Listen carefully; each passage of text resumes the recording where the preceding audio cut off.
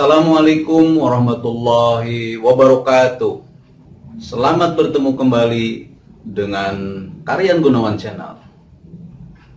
Sobat-sobat sekalian, jangan lupa klik like, subscribe, dan juga komen. Selamat menyaksikan. Assalamualaikum warahmatullahi wabarakatuh. Selamat bertemu kembali dalam seri pembelajaran IPA SMP kelas 8 tentang getaran, gelombang, dan bunyi dalam kehidupan sehari-hari.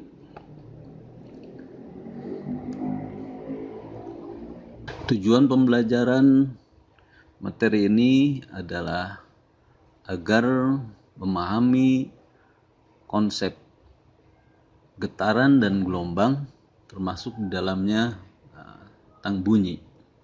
Pernahkah kalian melakukan atau menyaksikan kejadian seperti ini?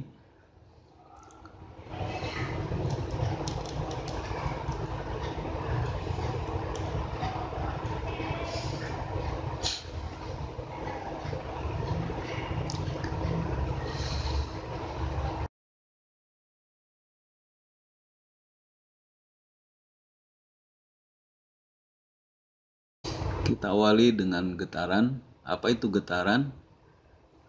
Getaran adalah gerak bolak-balik suatu benda melalui titik kesetimbangan.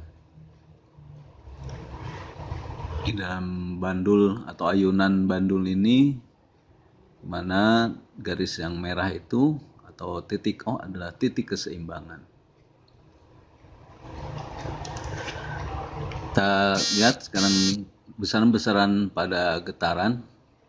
Pertama, titik O seperti tadi dikatakan sudah disebut sebagai titik kesetimbangan. Kemudian dari O ke A atau O ke B itu disebut simpangan, dan simpangan yang terbesar disebut amplitudo.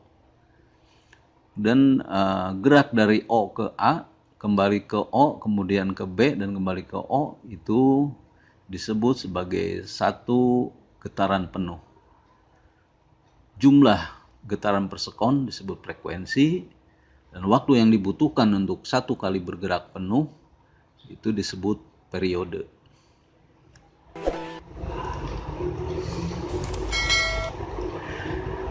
Gelombang adalah energi dari getaran yang merambat.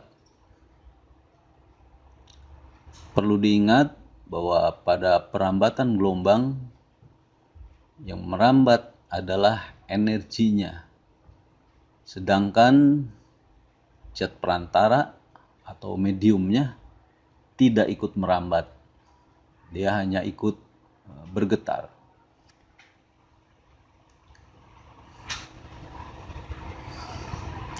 Perhatikan ilustrasi ini. Jadi energinya bergerak dari kiri ke kanan, tapi mediumnya tidak ikut bergerak dan tetap di tempat. Hanya dia bergetar.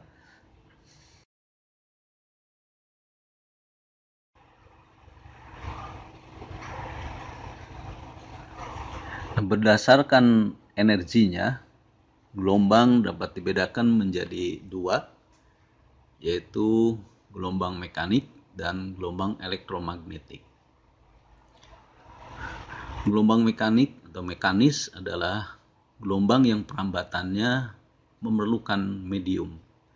Contohnya gelombang air, gelombang tali, dan gelombang bunyi. Sedangkan gelombang elektromagnetik adalah gelombang yang perambatannya tidak memerlukan medium. Contohnya adalah gelombang cahaya.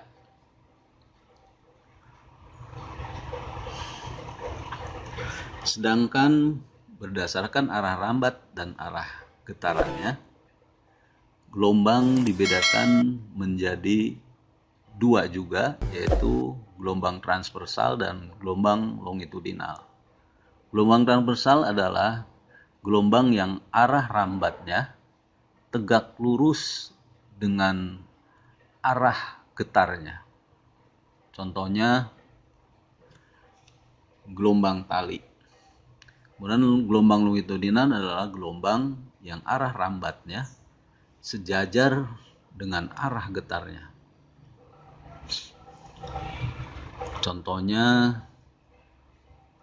gelombang bunyi.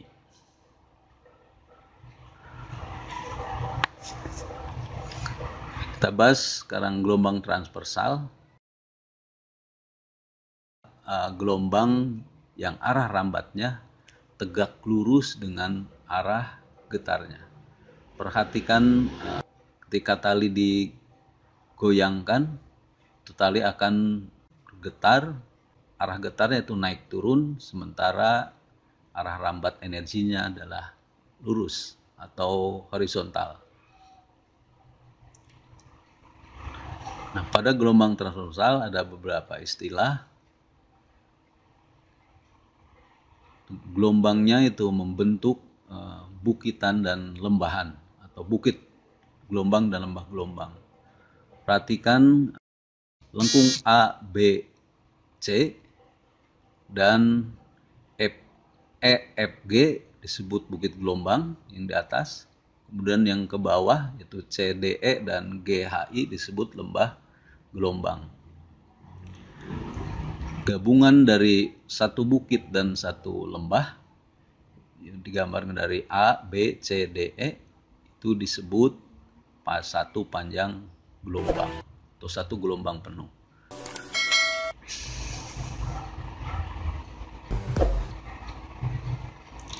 Kemudian berikutnya adalah gelombang longitudinal, yaitu gelombang yang arah rambat sejajar dengan arah getarnya. Ini pada sebuah stinggi atau pegas, ya. Arah rambatnya adalah horizontal, kemudian arah getarannya juga horizontal.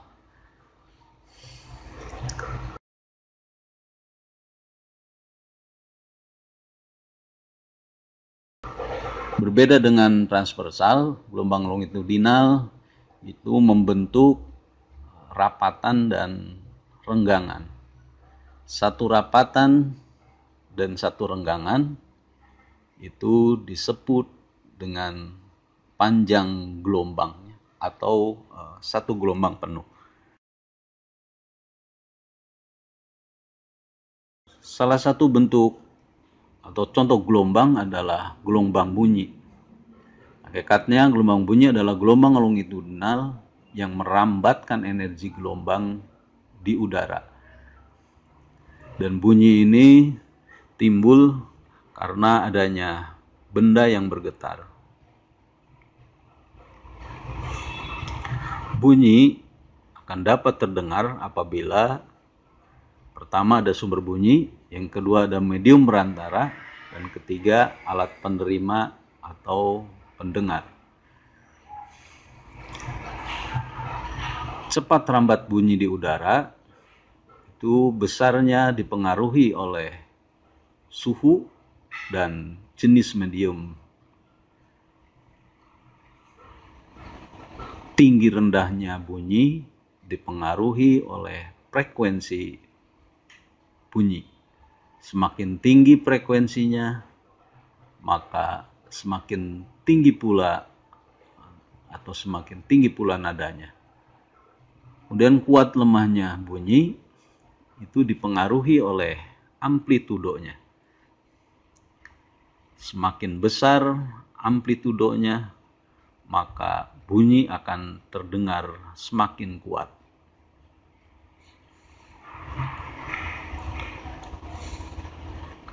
Karakteristik lain dari bunyi berdasarkan frekuensinya, bunyi dibagi menjadi 3 macam, yaitu bunyi infrasonik, audiosonik, dan bunyi ultrasonik. Infrasonik adalah yang frekuensinya kurang dari 20, audiosonik antara 20 sampai 20.000 Hz, dan bunyi ultrasonik adalah bunyi yang frekuensinya lebih dari 20.000 Hz. Bunyi infrasonik hanya bisa didengar oleh hewan tertentu seperti contohnya anjing dan jangkrik. Dan bunyi audiosonik inilah bunyi yang dapat didengar oleh manusia. Sedangkan bunyi ultrasonik yang bisa didengar oleh kelelawar, ikan lumba-lumba, dan anjing.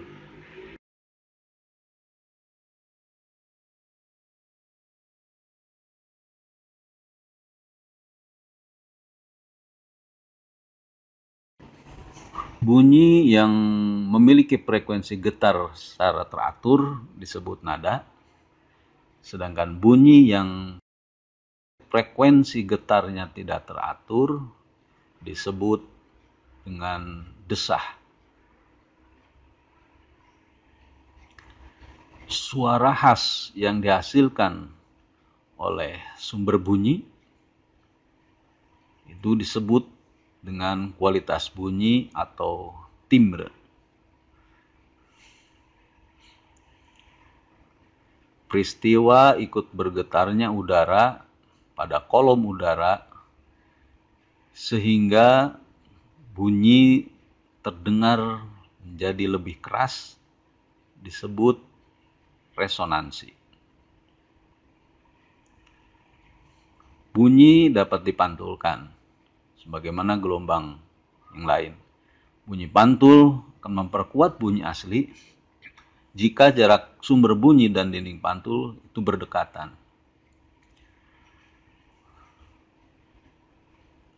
Bunyi pantul yang sebagian terdengar bersama-sama dengan bunyi asli, sehingga bunyi asli terdengar menjadi tidak jelas, disebut gaung atau kerdam. Bunyi pantul yang terdengar setelah bunyi asli disebut gema. Ini karena jarak sumber bunyi dan dinding pantul itu sangat jauh.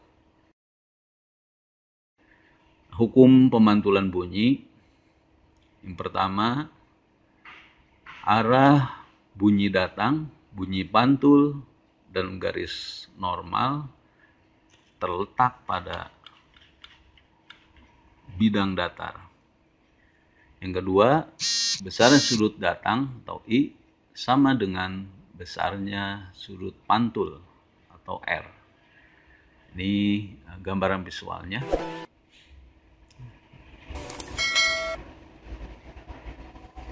Dan coba kita bahas hubungan antara panjang gelombang, frekuensi,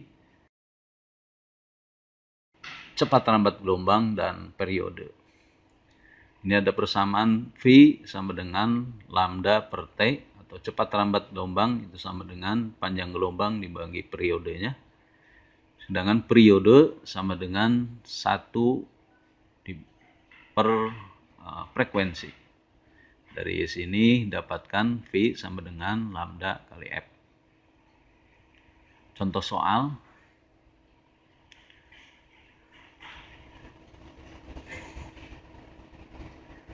Suatu gelombang pada permukaan air merambat dengan panjang gelombang 2 meter. Jika waktu yang dibutuhkan untuk menempuh satu gelombang penuh adalah setengah sekon, maka tentukan A. cepat rambat gelombang, dan B. frekuensi gelombangnya. Penyelesaiannya diketahui dari panjang gelombang 2 meter, kemudian periodenya setengah sekon, maka kita dapatkan V sama dengan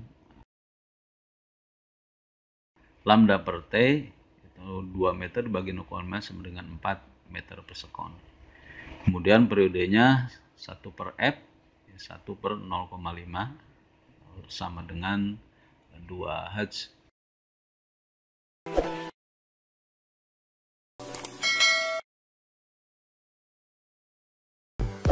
Berikut adalah beberapa teknologi yang memanfaatkan getaran dan gelombang. Yang pertama, alat yang disebut dengan ultrasonografi atau kita biasa mengenal dengan USG. Itu alat yang menggunakan gelombang ultrasonik untuk melihat struktur internal tubuh. Di antaranya dalam melihat bayi di dalam kandungan. Kemudian yang kedua, sonar atau sound navigation and ranging adalah alat untuk menentukan kedalaman dasar lautan dengan cara memancarkan bunyi ke dalam air. Ini persamaannya S sama dengan V kali T dibagi 2, di mana S adalah kedalaman air lautan, kemudian T ada waktu tibanya kembali gelombang ultrasonik yang dipancarkan. Yang ketiga, terapi ultrasonik. Ada terapi yang menggunakan gelombang ultrasonik untuk keperluan medis. Yang keempat, ada pembersih ultrasonik. Adalah alat yang menggunakan gelombang ultrasonik dan suatu cairan pembersih. Kemudian yang kelima ada sonikasi atau sonication. Itu proses pemberian energi gelombang ultrasonik untuk memecah suatu bahan, suatu zat menjadi bagian yang sangat kecil. Dan tentunya masih banyak lagi yang tidak bisa disebutkan di sini. Berikutnya adalah tugas mandiri sebagai latihan bagi kalian untuk mengukur daya tangkap dari materi yang disampaikan. Selamat mengerjakan.